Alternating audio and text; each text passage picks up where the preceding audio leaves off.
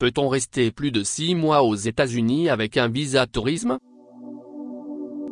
Combien de temps peut-on rester aux États-Unis sans visa? Que se passe-t-il si on reste sans visa? Comment effectuer des séjours plus longs aux États-Unis? Sont les principaux questions que nous allons répondre pour vous. Voici une explication des possibilités pour effectuer des séjours touristiques longs aux États-Unis. Combien de temps peut-on rester aux USA sans visa? Les ressortissants de certains pays peuvent venir aux États-Unis sans visa. Pour cela, ils bénéficient d'un programme d'exemption de visa. La durée de ce séjour sans visa est variable en fonction des pays. Les Canadiens sont gratifiés par les Américains d'un séjour maximal de 6 mois avec le PVD. Les Européens France, Belgique, Suisse, Luxembourg, Monaco et Ceuta bénéficient de l'ESTA qui permet d'effectuer un nombre illimité de séjours de 3 mois. Néanmoins, il faut rentrer chez vous à chaque fois au bout de 3 mois, avant de revenir. Pour effectuer des séjours touristiques aux États-Unis plus longs que ces programmes ne l'autorisent, il vous faudra un visa. Que se passe-t-il si on reste sans visa? Attention, si on contrevient aux lois américaines sur l'immigration, la conséquence peut être de se faire expulser ou interdire de territoire. Et si on abuse encore plus, on passe alors du statut de délinquant à celui d'immigré clandestin. Chaque année, quelques milliers de retraités canadiens repoussent les limites de la loi en restant un peu plus longtemps en Floride, passant discrètement la frontière terrestre en auto à leur retour. Mais la majorité ne souhaite pas courir ce risque de devenir persona non grata aux États-Unis, surtout s'ils y sont propriétaires et vraiment on n'encourage personne à ainsi jouer avec le feu, celui de la police américaine comme celui des assurances. Par ailleurs, si vous restez plus de 6 mois aux États-Unis en dehors d'un programme touristique légal, vous devrez alors y payer des impôts. Comment effectuer des séjours plus longs aux États-Unis? Pour rester plus longtemps aux États-Unis, il faut un visa. Et il en existe des dizaines. Le visa tourisme s'appelle B2, et il permet de rester 6 mois, mais il est reconductible une fois, ce qui conduit donc à une durée totale d'1 an. Si vous êtes un pur touriste, c'est ce qu'il vous faut.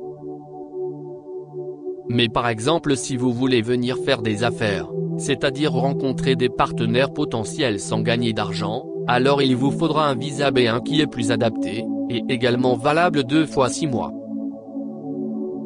La différence en pratique? Si vous avez 40 ans, et pas une tête de retraité, le douanier va se demander pourquoi vous allez faire du tourisme dans son pays durant 1 an. Les Européens et l'ESTA. Vous pouvez utiliser le même ESTA pendant 2 ans si les infos que vous avez fournies n'ont pas changé, numéro de passeport etc. Il est indéfiniment renouvelable. Comme précisé, votre durée de séjour ne peut excéder 3 mois. Mais, effectivement, vous pouvez sortir du territoire et revenir. Faire un court séjour dans un pays limitrophe Canada, Mexique, n'est pas du tout conseillé. Le département d'État américain précise que les séjours dans ces pays sont comptabilisés dans la durée des 90 jours. Par ailleurs, sortir 24 heures du territoire est considéré comme une pratique suspecte. Ça signifie que vous êtes moins dans un esprit de vacances et plutôt dans l'esprit de vous installer aux États-Unis. En théorie, le nombre d'utilisations de l'ESTA n'est pas limité. Après, ce sera à vous d'expliquer, si besoin, à la frontière américaine le bien fondé de votre nouveau voyage. Attention aussi d'être bien couvert par les assurances de votre pays d'origine et pour la durée adéquate, en prenant éventuellement une complémentaire. Précision, Si vous êtes entré aux États-Unis avec un ESTA, vous ne pourrez pas demander un visa une fois sur place afin de prolonger votre séjour. Vous devrez en ressortir comme prévu à l'échéance de ces 3 mois, ou avant. Le problème des assurances. Pour les Québécois et les autres. Pour le cas des Québécois, leur assurance maladie publique RAMQ les couvre pour une durée maximale de 182 jours par an à l'étranger durant une année calendaire entre le 1er janvier et le 31 décembre. Certains sont un peu perdus sur cette durée qui ne doivent pas être confondus avec les autres assurances, qui ne comptent pas pour leur part en année calendaire, mais juste le nombre de jours cumulés. À noter que la assurance maladie publique RAMQ comptabilise uniquement les périodes de plus 21 jours que vous avez passés à l'étranger pour compter vos 182 jours cumulés. Par exemple, si dans l'année vous avez effectué un voyage de 20 jours à New York, ce ne sera pas intégré aux 182 jours que vous pouvez passer à l'étranger, mais en revanche ce sera compté par les autorités américaines. Témoignage de Micheline Amel Richard. Personnellement, lorsque je séjourne aux USA, je calcule un maximum de 178 jours consécutifs. Je préfère avoir en banque l'excédent en cas de problème mécanique de l'auto ou autre raison qui pourrait me retarder. Comme ça je suis certaine de ne pas dépasser le nombre de jours permis aux USA ni le nombre de jours couverts par mes assurances auto et voyage. Néanmoins, la RAMQ assurance maladie publique autorise une année septennale à l'étranger.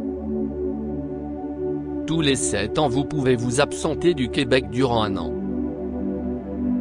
Pour cela vous devrez leur fournir les dates prévues dans votre départ et de votre retour, la raison et le lieu de votre voyage. Mais les raisons personnelles sont effectivement acceptées par la RAMQ pour s'absenter ainsi durant 12 mois.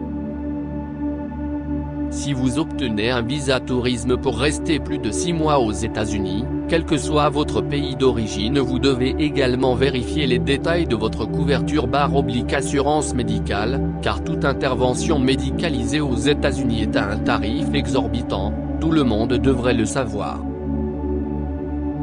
De même, si vous venez aux USA en voiture, c'est souvent le cas pour les Canadiens, il faut que votre auto soit assurée pour une durée équivalente. En synthèse, pour pouvoir passer plus de 6 mois aux États-Unis, il faut à la fois synchroniser l'autorisation américaine, et celle nécessaire dans votre pays d'origine. Crédit du texte, Le Courrier. Transformé en audio par Saint-Louis. Merci, au revoir.